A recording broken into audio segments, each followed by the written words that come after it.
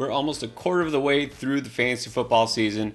Unfortunately, it seems like this is when some of the big injuries are hitting. So which ones matter and who should you pick up to take these players' places? Welcome back, in game community. I'm Pierre, here to help you break down what went down in week 4 with all the major injuries and who you should be looking at on the waiver wire ahead of week 5.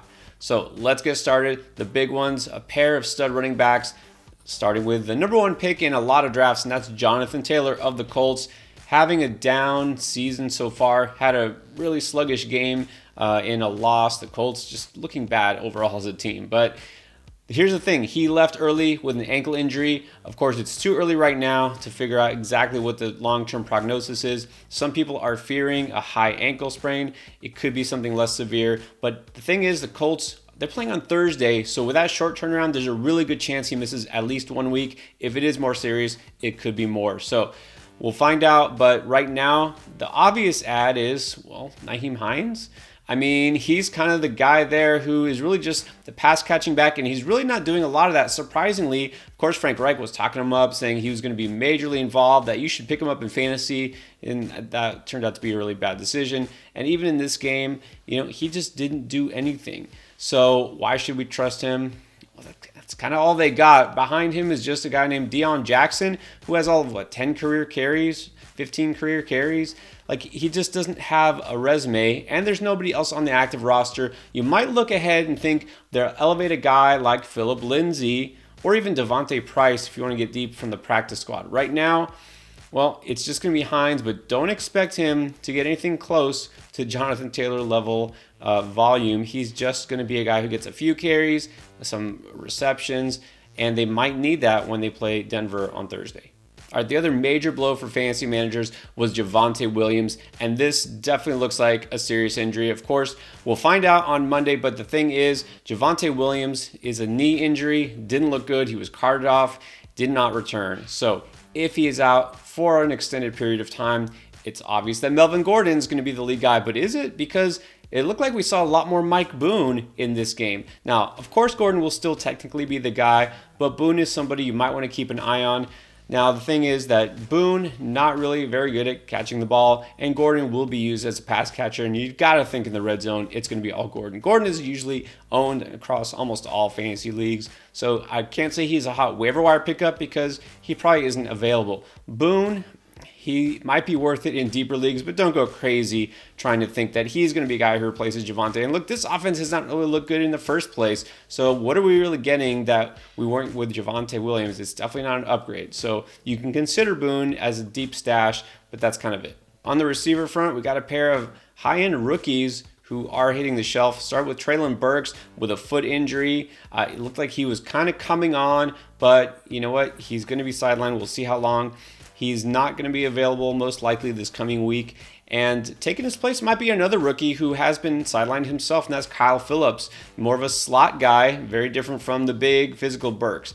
But Phillips got a lot of targets in week 1. If he comes on, he might be of interest. But this whole offense, honestly, is just not pass friendly. I mean, you got Robert Woods there, who's de facto number 1 receiver. But they have Ryan Tannehill averaging just barely even 20 pass attempts per game. So don't expect anyone to really boom in this offense. But Phillips is a guy, in a PPR league, I might have some interest in. And then Jahan Dotson of Washington, been catching a lot of touchdown passes, but unfortunately he left this game with a hamstring injury. He also had some kind of cramping and soreness. So he pretty much brushed it off after the game saying he's fine, not a big deal. He might not even miss any time. Is he necessarily a must hold? I don't think so, just because he's not really getting a lot of volume. He's getting a lot of red zone work, which is definitely good. But if you're worried about the injury itself, don't be. It seems like he should be good to go. And then Isaiah McKenzie, guy who's been coming on in Buffalo, was a strong play in week 4, and he did score against Baltimore, but then he also took a nasty hit and left the game. So a head injury is suspected. We'll see what happens. For a guy who weighs all of 173, this is definitely something not to take lightly. So McKenzie right now, you know what? He's not one of the top targets on this offense, but he's been getting more involved. Gabe Davis has not been 100%. We'll hope Davis gets more involved if McKenzie doesn't play. Look, Jamison Crowder actually left this game also with an ankle issue. So if you're really looking deep, maybe Khalil Shakir, rookie, is a guy that gets more runs. So that would be a pretty much really deep or dynasty desperation pickup. You don't really need to replace McKenzie in the first place.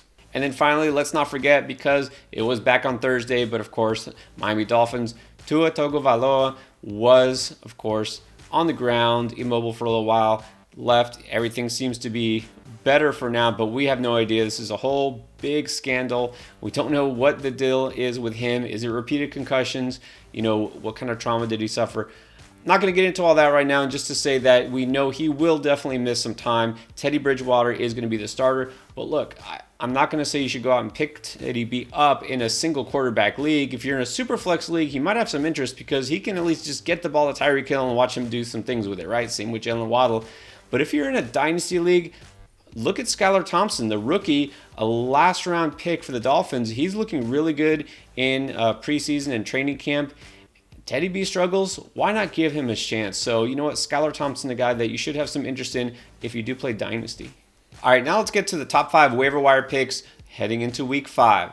And at number 1, I think it's got to be Nyheim Hines because, well, even though, he's really not going to get a ton of carries most likely, they've got to have somebody else in the mix there. Like I said, maybe Deion Jackson, maybe it's Phillip Lindsay, or maybe they sign somebody else. But for now, Nyheim Hines has got to have an increased role. Like I said, at the very least as a pass catcher. Don't go crazy, again, spending up on fab for him because he'll never be that workhorse. But they've got to, and they really should be using him more anyways as it is. And if they have trouble moving the ball against Denver, we could see a lot more dump offs. Maybe that's the missing element to this offense. Who knows? So Hines definitely should be a strong pickup, especially if you are a JT owner and you need to fill that void. This is the time to go get Hines. And then next, I'm going to advocate for Romeo Doubs. I'm taking a very careful wait-and-see approach in this guy. We don't want to get burned like we did last year with Marquez Callaway, right? This preseason champ, a guy who then doesn't show up when it matters. But he's coming on. Like I said, last week had a strong game. You know what? He didn't have quite the same amount of stats in week 4, but he did have 47 yards and a touchdown, and he almost had another touchdown on a deep ball. I mean, he just had to complete the process to the ground, but could have had a huge game. And so Doubs, even though Lazard kind of came out and finally got a ton of receptions and yards, not just a touchdown, Doubs was still right behind him, number 2, and it looks like he's going to be a part of this passing offense. You got Aaron Rodgers throwing it to him. That's a good thing, okay? So Lazard is a solid starter, but I think Doubs is someone who should be picked up in more leagues, and he's available in about a third of public leagues right now. So this is the time to go get him. And then a guy I told you a couple weeks ago to stash, add before he came back, and that's Michael Gallup. Well, he's back. He did play and didn't make a huge impact except that he scored a touchdown. That was one of his 2 catches on the day for 24 yards. But he got in the end zone. He's going to get more involved, of course, as things progress. And, of course, not too long from now, we assume Dak Prescott will be back, so this offense as a whole should get even better. So Gallup, the thing with him is, although I would pick him up if he's out there, I wouldn't rush to put him in my lineup because the next 2 weeks he's going to go against the Rams and the Eagles, get some very tough matchups there. Cooper Rush has been fine managing the game, but it's not like we can expect huge day from Gallup, with Rush there. So got to kind of stash and keep handy for the second half of the season. And then it's funny that we're here, but Darnell Mooney, a guy we were all super high on in preseason, and then we got after about 3 games to saying, you can't start him, you can't play him, and you don't really have to hold him. But now it looks like he might be worth picking up again. Look, he finally did something. 4 catches for 94 yards, that'll do. Now, of course, we have to remind you again that the Bears just aren't throwing the ball. They only threw it 22 times this game. Bears offense is just anemic. All right, and they don't want to pass. They're not going to be a prolific passing offense. But Mooney at least showed the fact that he doesn't need a ton of volume. He has that deep play ability. At least they're throwing the ball his way now. I've got to think he can do it again. I've got to think some better days. Maybe this offense finally comes around. So I'm not saying he's a must-add if he's out there, but at least he's addable. And then another preseason champ, that's rookie George Pickens.